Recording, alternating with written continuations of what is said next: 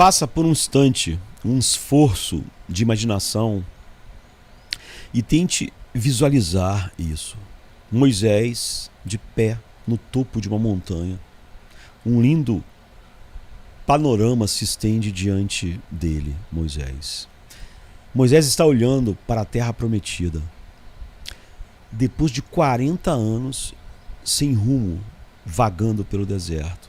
Parece maravilhoso demais para ser verdade para ele estar diante da terra. Ele está esperando esse dia há muitos anos. É uma terra que mana ou flui leite e mel, uma terra que já vem pronta, já é cultivada e domada. Não é uma terra selvagem. E Deus está preparado para entregá-la ao seu povo em uma bandeja de ouro. Se alguém no mundo mereceu este belo capítulo de prosperidade que está se aproximando, né, esse alguém é Moisés. Ele tem sido alvo de tanta reclamação, rebeldia e acusação dos israelitas por tantos anos, por décadas. E agora toda essa beleza e sonho próximo é o suficiente para levar o homem mais humilde do mundo a vagar em sua imaginação. É o suficiente, na verdade, para desencadear um ataque de alegria desmedida, né? O tipo de situação em que você grita e grita e bate nas coisas e bate palmas. Mas Moisés, ele era um cara equilibrado, né? Nas situações mais difíceis, Moisés manteve a calma por mais de 40 anos, mesmo conduzindo um povo extremamente difícil, orando por seu povo maltrapilho, os guiando em obediência e até mesmo intercedendo em favor deles quando Deus ia eliminá-los da face da terra por sua desobediência.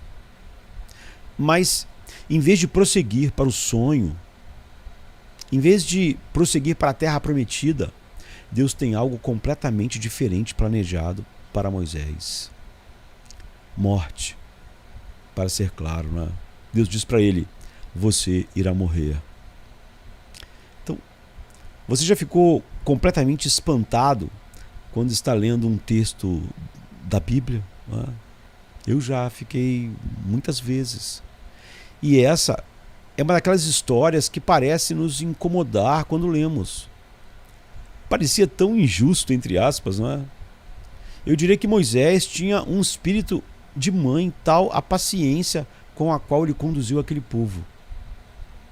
Deus o colocou no comando de um grupo das crianças mais chorosas e reclamonas que já existiu, e pirracentas. E Moisés não estava exatamente pedindo uma oportunidade para ser um líder. Na verdade, ele estava cuidando dos seus próprios negócios, dos seus rebanhos, cuidando de ovelhas em uma montanha distante, quando Deus lhe deu uma designação, lhe chamou, que viraria seu mundo de cabeça para baixo, quando ele já tinha 80 anos de idade. Já estava indo para a aposentadoria, né? Agora, vamos voltar para o topo da montanha, onde deixamos Moisés olhando para a terra prometida, extasiado. Deus lhe deu um vislumbre da terra em que estava prestes a entrar, mas não permitiu que Moisés a desfrutasse. Por quê?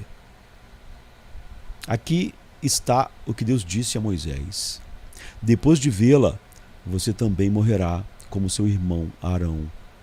Pois quando a comunidade se rebelou nas águas do deserto de Zim, vocês dois desobedeceram a minha ordem de honrar minha santidade diante deles. Isso aconteceu nas águas de Meribá, em Cádiz, no deserto de Zim.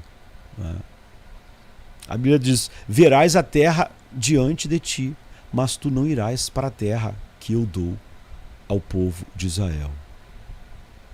Agora, para entender isso, nós precisamos voltar mais uma vez a outro dia na vida de Moisés, muitos anos antes.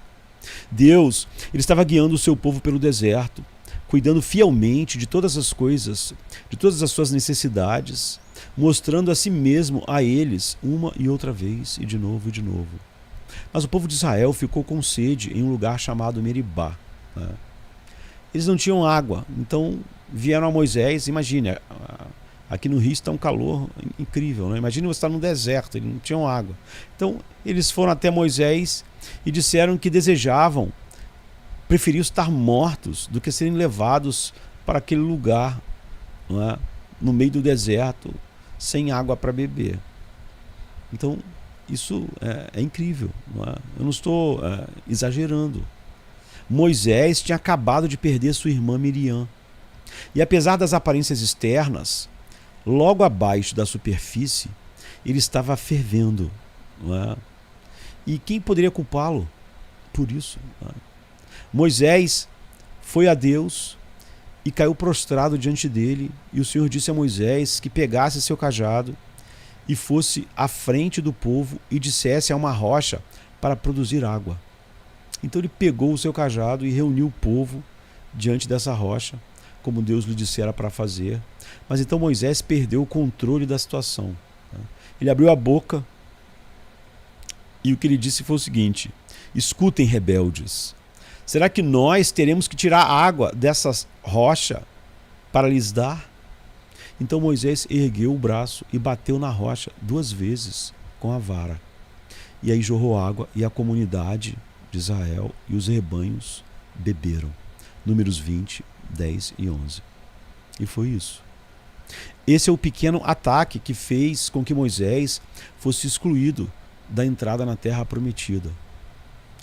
Parece um pouco injusto, entre aspas, para mim, quando eu li isso pela primeira vez, quando eu era garoto. Pareceu injusto para mim. Afinal, Moisés acabara de perder sua irmã. Ele estava de luto.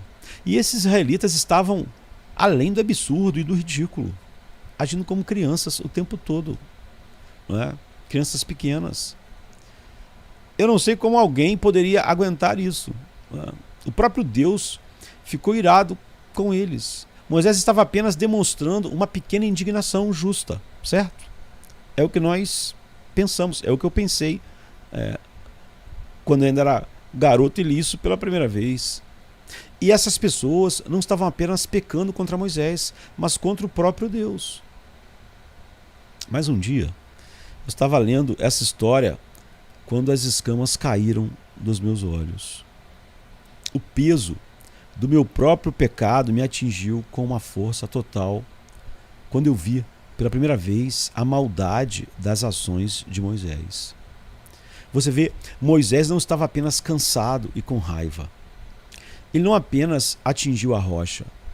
Ele não apenas os chamou de rebeldes. Uma palavra que certamente se justificava naquelas circunstâncias. O que ele disse realmente? Ele disse: nós devemos, ou escutem, rebeldes, será que nós teremos que tirar água desta rocha para lhes dar?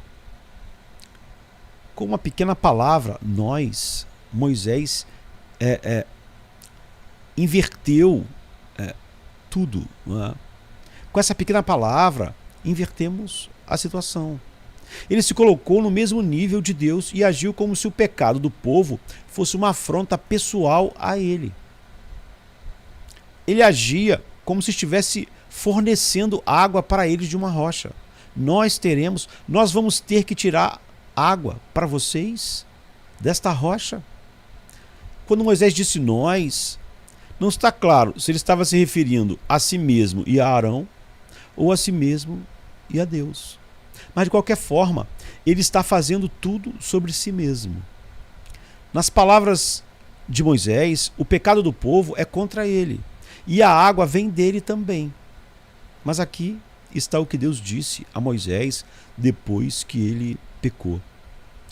Deus disse: por que você não honrou minha santidade diante deles? E novamente, bem antes da morte de Moisés na montanha, Deus diz: assim será porque vocês dois foram infiéis para comigo na presença dos israelitas, junto às águas de Meribá, em Cádiz, no deserto de Zim, e porque vocês não sustentaram a minha santidade no meio dos israelitas. Portanto, você verá a terra somente à distância, mas não entrará na terra que eu estou dando ao povo de Israel. Deuteronômio 32, 51, 52. Quando finalmente eu entendi a natureza do pecado de Moisés, então eu me vi chorando. Não é? E aqui está o porquê. Eu nunca quis ver a natureza do pecado de Moisés, porque eu sou tão culpado desse mesmo pecado quanto ele. Até onde sabemos, Moisés cometeu esse pecado uma vez. Não é? E, no entanto, eu já o cometi tantas vezes. Quando meus filhos choramingavam, quando pequenos, e se queixavam ou se rebelavam, eu fazia tudo ser sobre mim. Quando penso que estou exibindo justa indignação, estou realmente me elevando a um nível com Deus. Como Moisés, eu sinto que o lamento deles é a palha final que quebrou as costas do camelo, não é? A gota d'água que fez transbordar o copo. Como Moisés, eu penso, depois de tudo que fiz por vocês, né, é assim que vocês me tratam? E aqui vamos nós novamente. E isso é só um pequeno problema entre outros maiores. Muitas vezes fazemos da luta pela verdade, pelo evangelho, pela sã doutrina, pela igreja, como se fosse algo sobre nós. Facilmente eu me justifico por perder a paciência, por fazer tudo à minha volta ser sobre mim. Eu desculpo a mim mesmo e aponto para as circunstâncias atenuantes. Eu catalogo todos os pecados dos meus filhos, da igreja, dos irmãos, das pessoas no trabalho, do motorista à minha frente no trânsito, que me trouxeram a este ponto de ruptura, de fervura. Pior ainda, como Moisés, eu sou culpado do pecado da incredulidade. Deus me deu instruções sobre como orientar, instruir e viver como seu filho no mundo. Mas eu não creio que Deus irá trabalhar no coração das pessoas da igreja, dos irmãos, dos meus filhos, e cumprir as promessas que Ele deu sobre eles. Que Ele irá suavizar seus corações duros à obediência. Que Ele trará água de uma rocha. Então, como Moisés, eu tenho a responsabilidade de pastorear as almas de uma multidão heterogênea de pessoas que são frequentemente rebeldes, muitas vezes reclamando. Não é? E nós temos milhares de relações assim. E eu atravesso os movimentos de disciplina e discipulado porque é isso que Deus me mandou fazer. Não é? Mas eu não trato Deus como santo no meio do seu povo quando eu faço tudo isso ser algo a meu respeito. E isso é cada um de nós em todas as nossas relações. E isso não é algo pequeno, não é? Isso não é algum pequeno pecado, algum pequeno lapso de julgamento, alguma fraqueza momentânea. Este é o meu orgulho, minha ingratidão, minha rebelião e a tendência do coração do homem fazer tudo ser a respeito dele mesmo. Isso é uma violação do primeiro mandamento e o terceiro também. Se esse pecado excluiu Moisés da entrada na terra prometida, então o que o meu pecado merece? Quando Deus abre meus olhos para a profundidade da minha culpa, é quando entendo melhor a sua santidade. Então essa é a graça de Deus para mim, para reconhecer e lamentar o meu pecado. Não tememos a Deus como devemos. Moisés, ele não conseguiu entrar na terra prometida naquele dia. Ele morreu no topo da montanha e foi enterrado lá pelo próprio Deus. Moisés, porém, foi tirado da prova e aperfeiçoado na terra da luz, e não por seu próprio mérito. Se ele não merecia a entrada na terra prometida, quanto mais na terra prometida final, a cidade de Deus. E, no entanto, Moisés também foi redimido pelo sangue do Cordeiro, perdoado por seu pecado. Naquele mesmo dia, ele se tornou um cidadão do céu, não é? Muito melhor do que entrar em Canaã. E graças a Deus que estamos vestidos na justiça de Cristo. Não podemos nos justificar, mas Deus nos justifica. Somos cidadãos indignos do céu. E sempre seremos. Apesar da nossa incredulidade, não é? Apesar da nossa raiva absurda, muitas vezes, e reclamações. Apesar do nosso fracasso em seguir as instruções claras de Deus. Que possamos ter aprendido com Moisés. Essa verdade não é sobre nós. Nunca é. A história não é sobre nós. É sempre sobre santificar o nome de Deus em todas as situações e circunstâncias que Deus nos coloca. E Deus foi claro, como ele foi com Moisés, em como nós devemos ser. Graças a Deus por Jesus Cristo, nosso Senhor. Moisés, que não merecia entrar na terra prometida aqui embaixo, entrou na terra celestial e eterna, pela justiça perfeita de Cristo. E nós devemos então capturados, como Paulo diz, nós devemos ser constrangidos pelo amor de Cristo.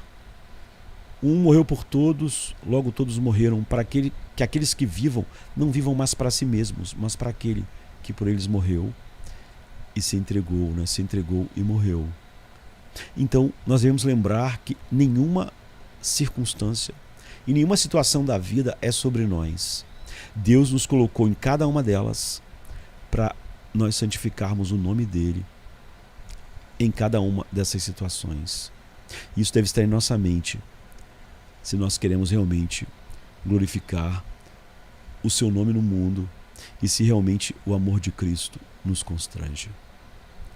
E nós devemos então descansar na justiça dele enquanto somos constrangidos a viver para ele e não para nós mesmos. E não fazer nenhuma circunstância a nosso respeito, mas em cada circunstância pensar como Deus deve ter seu nome santificado nessa circunstância. Então agirmos de maneira que nós possamos dizer: Senhor, santificado seja o seu nome. Amém, queridos. Amém. Venha se cansado estás, e eu descanso darei.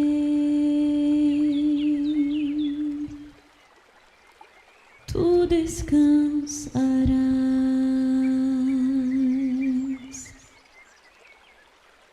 Venha a mim se não tens paz, e eu darei paz sem fim.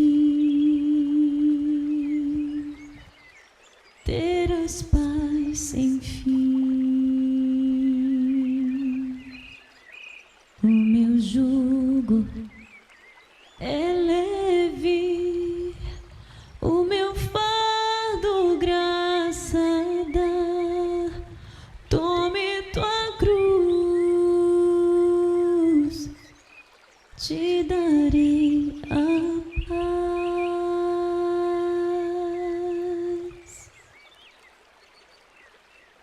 Venha o aflito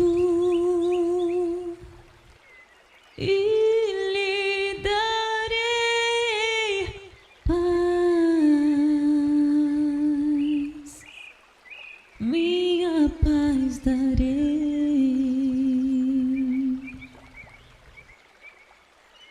Venha a mim na dor sem fim, e eu darei paz. Darei minha paz. Acalmar tuas águas e falar ao coração: tome meu fardo, te darei a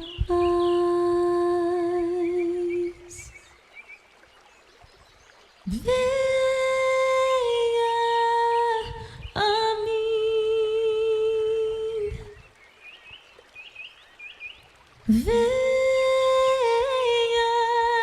a mim, venha a mim,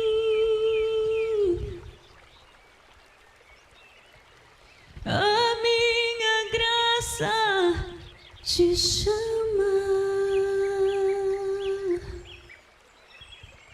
a minha graça te salva.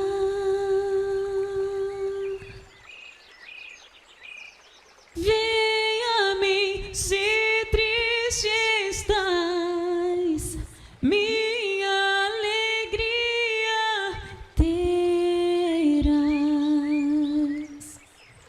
alegria e paz.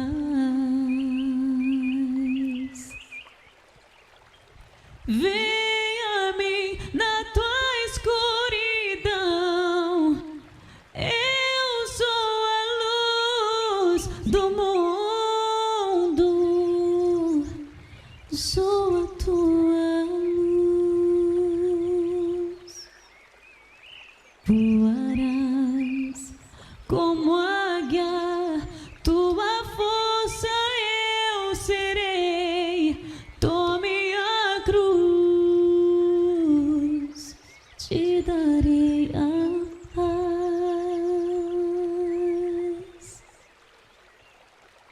Venha a mim, venha a mim, oh, venha.